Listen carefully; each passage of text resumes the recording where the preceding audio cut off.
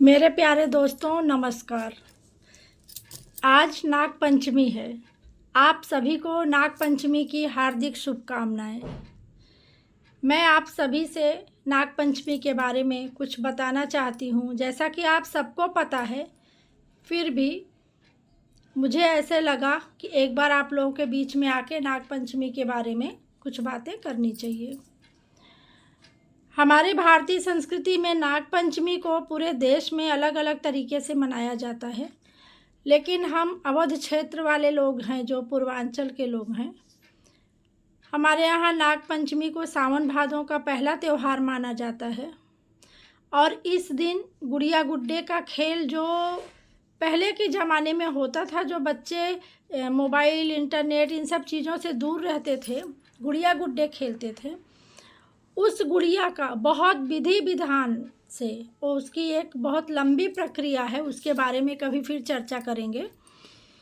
उसका विसर्जन नाग पंचमी के दिन करते हैं। लड़कियां अपने मायके आती हैं और उसके बाद पूरा त्यौहार मनाती हैं, कजरी गाती हैं, झूले झूलती हैं और एकदम 2 महीने अपने मायके में बहुत अच्छे से रहती हैं और खूब मज़े मस्ती करती हैं। पर आजकल व्यस्ततम जीवन में ये सब संभव नहीं है। और जो हमारे समाज के जो लड़के लोग होते हैं, वो नाग पंचमी के दिन तरह तरह के खेलों का आयोजन करते हैं, जैसे लंबी कूद, ऊंची कूद, कबड्डी और भी बहुत तरह के खेल। तो मेरे कहने का तात्पर्य सिर्फ यही है कि धीरे धीरे लोग अपने जीवन में इतना व्यस्त होते जा रहे हैं कि इन सब चीज़ों को इग्नोर करते जा रहे हैं, नई धाराओं में बहते जा रहे हैं, अपनी संस्कृति और अपने त्योहारों से कटते जा रहे हैं, जो कि आने वाले भविष्य के लिए ठीक नहीं है। हम लोगों को अपने त्यौहार को, हम कहीं भी रहें, हम भारत के किसी कोने में रहें, हमें उसी तरह से मनाया जाना चाहिए जैसे हमारे पूर्वज मनाते थे, जैसे हमारे परिवारों में मनते थे। शहरीकरण इतनी तेज़ी से हो रहा है कि ये गुड़िया गुड्डे का खेल ख़त्म जैसे होते जा रहा है। हमारी आगे वाली जनरेशन को तो इसके बारे में कुछ पता भी नहीं है।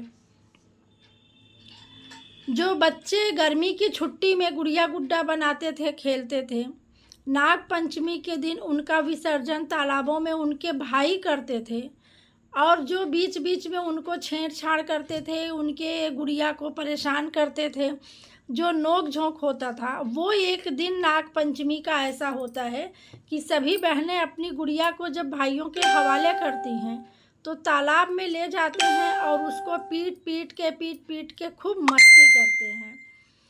और ये हमारा सावन भादों में पड़ने वाला कजरी, तीज, गुड़िया, जिसको नाग पंचमी बोलते हैं, ये सब बहुत ही अच्छे त्यौहार हैं।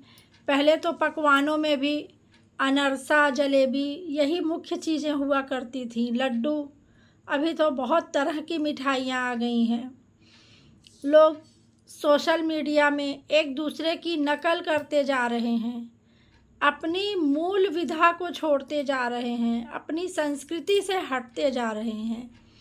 तो नाग पंचमी की शुभकामनाओं के साथ आप सभी से फिर एक बार मैं विनम्र निवेदन करूंगी कि अपनी परंपराओं को, हमारे अवध क्षेत्र के पूर्वांचल के लोग कृपया ये गुड़िया के त्यौहार को कम ना आके और इनको प्राचीन तरीके से निभाने का प्रयास करें। पहले के जैसे अब बेटियां 2-3 महीने के लिए मायके नहीं जा सकती, परंतु वो जितना भी जा सकती हैं, जितना भी कर सकती हैं, करना चाहिए। परिवारों को भी इस पर ध्यान देना चाहिए, क्योंकि ये जो तीज त्यौहार आते हैं हमारे जीवन में, ये परिवारों को जोड़ने के लिए और रिश्ते निभाने के लिए होते हैं। धन्यवाद।